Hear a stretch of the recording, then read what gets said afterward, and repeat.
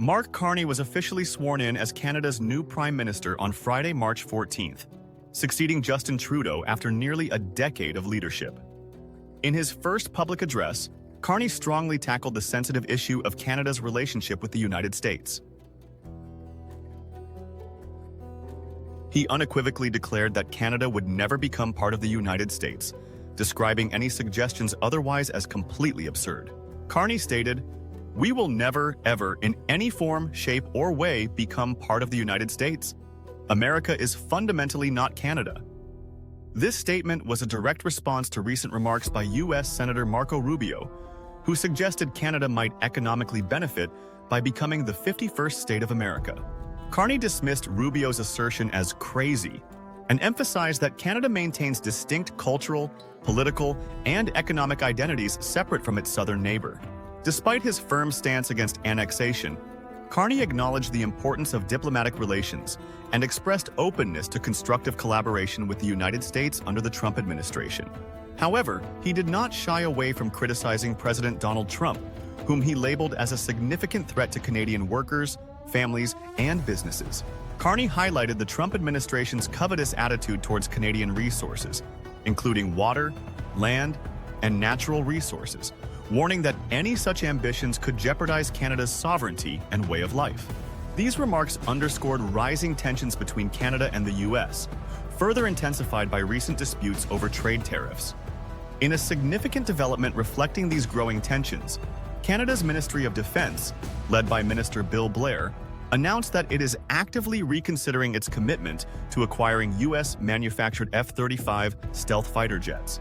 The original contract, signed with Lockheed Martin in June 2023, involved purchasing 88 F-35 aircraft at a total value of $19 billion. Minister Blair, freshly reappointed in Prime Minister Carney's new cabinet, revealed Canada is now exploring other options, potentially diversifying its fleet to include aircraft from European manufacturers.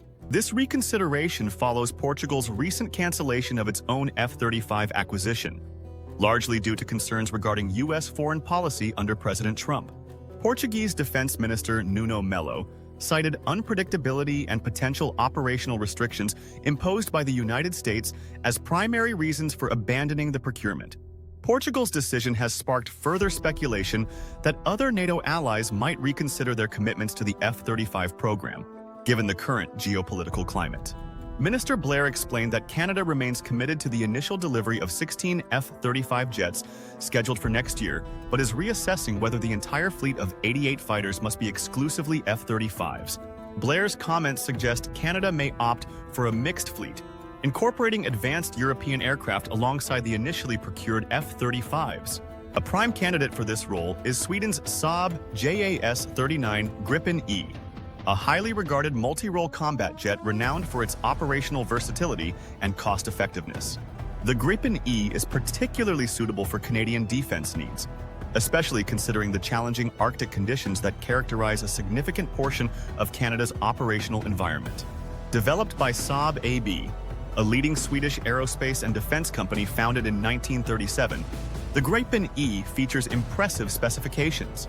It can achieve speeds of approximately Mach 2, possesses a ferry range of around 3,200 kilometers, and has a service ceiling of up to 15,240 meters.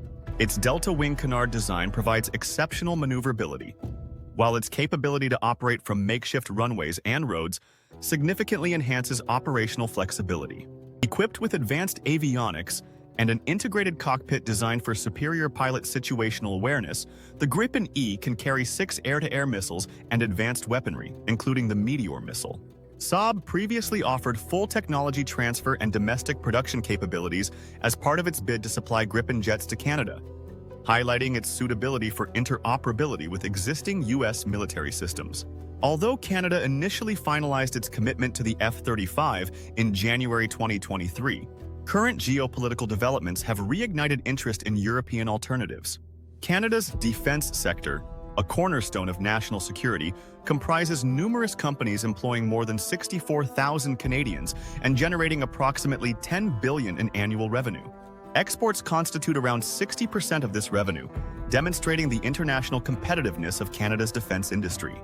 Prominent Canadian companies such as General Dynamics Land Systems Canada, CAE Inc., and Magellan Aerospace have established strong reputations globally. General Dynamics, based in Ontario, specializes in armored vehicles, notably the LAV-6, central to Canada's military. CAE Inc., headquartered in Montreal, excels in simulation technologies and training services, while Magellan Aerospace, located in Ontario, provides essential aerospace components and services. Strategically, Canada continues to strengthen its military capabilities through major procurement initiatives. For maritime surveillance, Canada committed to acquiring up to 16 Boeing P-8A Poseidon aircraft to enhance anti-submarine warfare and patrol capabilities, with deliveries beginning between 2026 and 2027. Moreover, Canada signed a $2.49 billion contract for 11 MQ-9B Sky Guardian drones designed to bolster intelligence, surveillance, and reconnaissance capabilities, expected to become fully operational by 2033. Additionally, Canada maintains and upgrades existing military assets through international cooperation, exemplified by a recent $2 billion contract awarded to Germany's KMW for maintenance of Canada's fleet of 103 Leopard 2 battle tanks. Canada's defense procurement strategy emphasizes international collaboration, aiming to equip its armed forces with advanced technologies. The government's defense capabilities blueprint facilitates transparency in defense procurement processes and industry engagement, supporting Canadian economic growth and job creation through strategic investments. Across the Atlantic, Europe's defense industry is undergoing rapid expansion, driven by rising security concerns and ambitions for strategic autonomy. Between 2021 and 2024, European Union member states increased defense spending by over 30%, reaching approximately $326 billion in 2024, representing roughly 1.9% of the EU's GDP. Notably, German defense giant Rheinmetall reported record revenues and anticipates continued robust growth, reflecting broader trends within Europe's defense sector. In response to geopolitical dynamics and diminishing reliance on the United States, the EU launched the Rearm Europe initiative in March 2025. This ambitious plan seeks to mobilize up to $800 billion to enhance European defense capabilities. Measures include temporarily suspending EU budgetary constraints, offering $150 billion in loans for joint defense projects, and redirecting existing EU funds toward defense investments. While Europe has made significant strides, persistent challenges remain, particularly in scaling the production of critical military equipment such as artillery shells. Currently, Europe's annual production capacity stands at approximately 600,000 shells, insufficient to meet rising demands. Historically, Europe has heavily relied on advanced U.S. military technology, especially for air defense and precision-guided munitions. Recent shifts in U.S. policy under President Trump have prompted European leaders to seek greater independence from American defense technology.